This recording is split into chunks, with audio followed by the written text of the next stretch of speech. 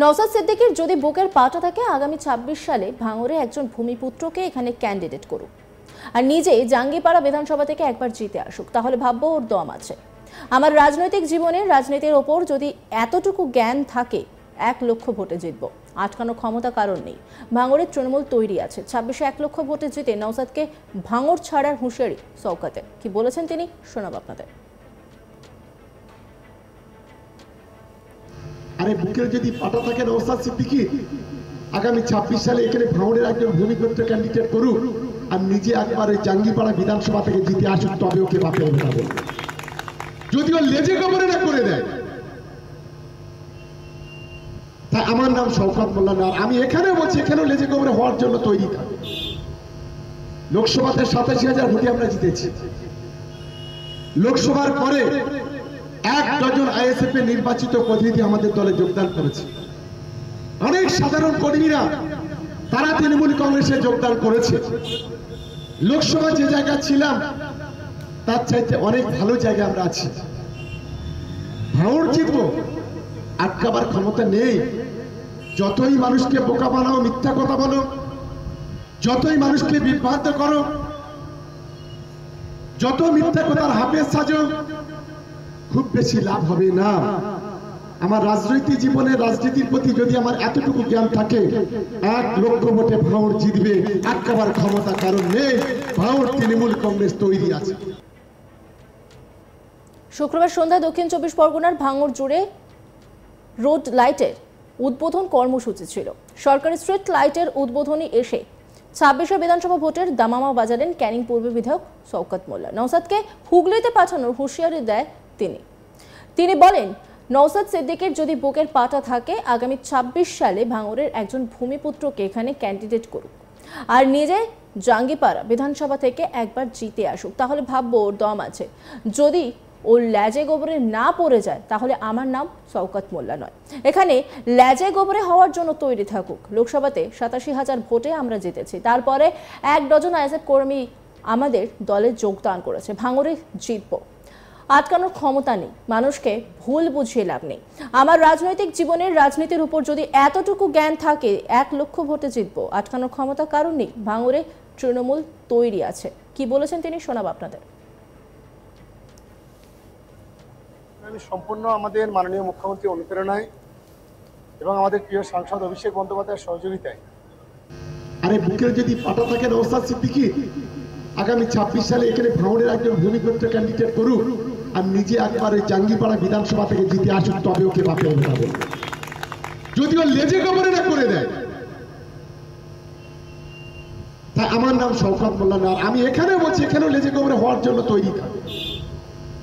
লোকসভাতে ৮৭,০০০ ভোটে আমরা জিতেছি। লোকসভার পরে ১ ডজন আইএসএফ এর নির্বাচিত প্রতিনিধি আমাদের দলে যোগদান করেছে। অনেক সাধারণ কর্মীরা তারা তৃণমূল কংগ্রেসে যোগদান করেছে। লোকসভা যে জায়গা ছিলাম তার চাইতে অনেক ভালো জায়গায় আমরা আছি। ভাঙড় জিতবো, আটকাবার ক্ষমতা নেই। যতই মানুষকে বোকা বানাও, মিথ্যা কথা বলো, যতই মানুষকে বিভ্রান্ত করো, যত মিথ্যা কথার হাফেজ সাজো, খুব বেশি লাভ হবে না। আমার রাজনৈতিক জীবনে রাজনীতির প্রতি যদি আমার এতটুকু জ্ঞান থাকে, ১ লক্ষ ভোটে ভাঙড় জিতবে, আটকাবার ক্ষমতা কারণ নেই। ভাঙড় তৃণমূল কংগ্রেস তৈরি আছে। একযোগে ভাঙড়ের সোনপুর, কাশীপুর, কাঠালিয়া, পাকাপোল সহ একাধিক জায়গায় রোড লাইটের উদ্বোধন করেন তৃণমূল বিধায়ক শওকত মোল্লা। কি বলেছেন, শোনাব আপনাদের। দেখুন, আমি সম্পূর্ণ আমাদের মাননীয় মুখ্যমন্ত্রী অনুপ্রেরণায় এবং আমাদের প্রিয় সাংসদ অভিষেক বন্দ্যোপাধ্যায়ের সহযোগিতায় আজকের ভাঙড়ে সোনপুর, বিজয়গঞ্জ এবং পাকাপোল এই ৩টি জায়গা যেমন আমরা বাতিস্তম্ভ উদ্বোধন করলাম, তেমনি করে RLI প্রজেক্ট যেটা কৃষকদের জন্য, সেটা আমরা সাতুলিয়া সহ ২-৩ জায়গায় করলাম। এবং আমাদের এখানে প্রায় ১২ কোটি টাকার রাস্তা, ছানপুকুর, ভোগালী 1, ভোগালী 2, এই সমস্ত চালতাবেড়িয়া, এই সমস্ত এলাকায় রাস্তাগুলো আমরা উদ্বোধন করলাম। আমরা মাননীয় মুখ্যমন্ত্রীকে ভাঙড় বিধানসভার পক্ষ থেকে আমরা ধন্যবাদ জানাচ্ছি।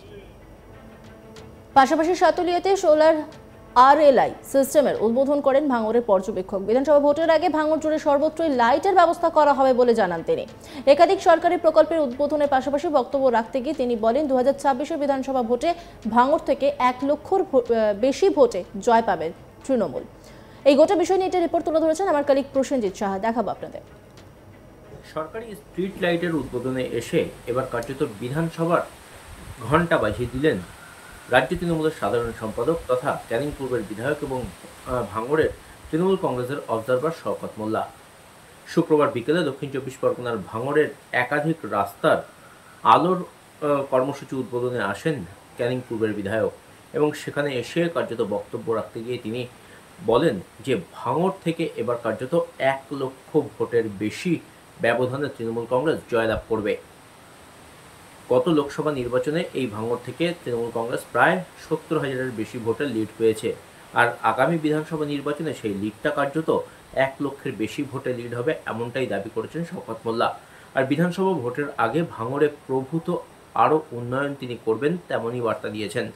ভাঙড়ের যিনি বিধায়ক নওশাদ সিদ্দিকীকে কটাক্ষ করে কার্যত তিনি বলেছেন যিনি বিধায়ক হয়েছেন তার কার্যত এলাকায় উন্নয়ন করার কোনো রকম তার ইচ্ছাও নেই, চেষ্টাও নেই। এই এলাকায় কোনো রকম উন্নয়নের কাজ তিনি করেন না। তৃণমূল কংগ্রেস এই এলাকায় উন্নয়নের কাজ করছে এবং বিধানসভা নির্বাচনের আগে ভাঙড়ের সমস্ত রাস্তাতে আলো জ্বালাবে তৃণমূল কংগ্রেস। পাশাপাশি কৃষকদের কথা মাথায় রেখে বিভিন্ন জায়গায় উন্নত ধরনের সেচ পদ্ধতিরও চালু করেছেন বা উদ্বোধন করা হয়েছে তৃণমূল কংগ্রেসের তরফ থেকে। শওকত মোল্লা শুক্রবারই একাধিক রাস্তার আলোর উদ্বোধন করেন। পাশাপাশি বেশ কয়েকটি জায়গা যেমন সাতুলিয়া 1, সাতুলিয়া 2, সোনপুর এই সমস্ত এলাকাতে কার্যত কৃষকদের জন্য উন্নত সেচ প্রক্রিয়াকরণের উদ্বোধন করেন। আর সেই উদ্বোধনী অনুষ্ঠানে এসেই কার্যত আইএসএফ তথা নওশাদ সিদ্দিকীকে আরও একবার আক্রমণ করেন শওকত মোল্লা। তিনি বলেন যে আগামী বিধানসভা নির্বাচনে কার্যত নওশাদ সিদ্দিকীকে তার পাত্তারি গুটিয়ে তাকে হুগলিতে ফেরত পাঠিয়ে দেওয়া হবে। এবার ভাঙড় এই আসন বিধানসভা আসন কার্যত তৃণমূল কংগ্রেসই জয়লাভ করবে তেমনটাই বার্তা দিয়েছেন শওকত মোল্লা। আর সেখানে আইএসএফের থেকে তৃণমূল কংগ্রেসের জয়ের ব্যবধান কমপক্ষে 1 লক্ষ ভোটের ব্যবধান হবে তেমনটাই দাবি করেছেন তিনি। এর আগেও একাধিকবার শওকত মোল্লা দাবি করেছেন যে এবারে ভাঙড়ের যে সিট বিধানসভা সিট কার্যত তৃণমূল কংগ্রেসেরই পকেটে পুড়তে চলেছে তৃণমূল কংগ্রেস, তেমনটাই তিনি দাবি করেছেন। তার কারণ গত 2-3 বছর ধরে শওকত মোল্লা যে এই ভাঙড় বিধানসভার দায়িত্বে রয়েছেন সেক্ষেত্রে ভাঙড়ের তৃণমূল কংগ্রেসের যে সংগঠন সেই সংগঠনকে যথেষ্ট শক্তিশালী তিনি করেছেন। গত বিধানসভা নির্বাচনে এই ভাঙড় বিধানসভা কেন্দ্র আইএসএফ জয়লাভ করলেও কার্যত সেই বিধানসভা ভোটের পর থেকেই আইএসএফে ভাঙন ধরাতে সক্ষম হয়েছে তৃণমূল কংগ্রেস। লাগাতার বিভিন্ন প্রান্ত থেকে আইএসএফ কর্মীরা আইএসএফ ছেড়ে তৃণমূল কংগ্রেসে যোগ দিচ্ছেন। বিশেষ করে গত পঞ্চায়েত নির্বাচনে ভাঙড়ে যখন যথেষ্ট পরিমাণে উত্তেজনা ছড়ায় তৃণমূল কংগ্রেস এবং আইএসএফের মধ্যে সংঘর্ষ হয়, গণ্ডগোল হয়, যে গণ্ডগোল অশান্তিতে 3 জনের প্রাণ গিয়েছিল সেই ঘটনার পর থেকে কার্যত আইএসএফের যে শিবির সেই শিবিরে আরও যথেষ্ট বেশি ভাঙন দেখা গিয়েছে। আর এরপর শওকত মোল্লা দায়িত্বে ছিলেন গত লোকসভা নির্বাচনের। আর সেই লোকসভা নির্বাচনে ভাঙড়ে তৃণমূল কংগ্রেস প্রার্থী অর্থাৎ যাদবপুর লোকসভা কেন্দ্রের তৃণমূল কংগ্রেস প্রার্থী সায়নী ঘোষ তিনি কিন্তু প্রায় 70,000-এর বেশি ভোটে জিতেছেন শুধুমাত্র ভাঙড় বিধানসভা কেন্দ্রে। আর আগামী বিধানসভা নির্বাচনে এই ভাঙড় বিধানসভা কেন্দ্র কার্যত 1 লক্ষের বেশি ভোটে তৃণমূল কংগ্রেস জয়লাভ করবে তেমনটাই দাবি করছেন শওকত মোল্লা। আর সেই বক্তব্য রাখতে গিয়ে ভাঙড়ের যে রাস্তার আলোর যে কর্মসূচি ছিল সেই আলো উদ্বোধন করতে গিয়ে কার্যত এই ধরনের মন্তব্য করেছেন তিনি এবং তিনি দাবি করেছেন হাতে আর মাত্র কয়েকটা মাস রয়েছে আর সেই কয়েকটা মাসে কার্যত আইএসএফকে আরও ধরাশায়ী করে দিয়ে তৃণমূল কংগ্রেস এখানে অনেক বেশি শক্তিশালী হবে এবং আগামী বিধানসভা নির্বাচনে কার্যত সেই ফল প্রকাশ্যে আসবে এবং যেখানে কিনা তৃণমূল কংগ্রেস 1 লক্ষের বেশি ভোটে আইএসএফকে হারাতে সক্ষম হবে তেমনটাই দাবি করেছেন শওকত মোল্লা। অন্যান্য খবরের আপডেটের জন্য অবশ্যই নজর রাখুন আজ তাক বাংলার ইউটিউব স্ট্রিমিংয়ে। লাইক, কমেন্ট, শেয়ার এবং সাবস্ক্রাইব করতে ভুলবেন না।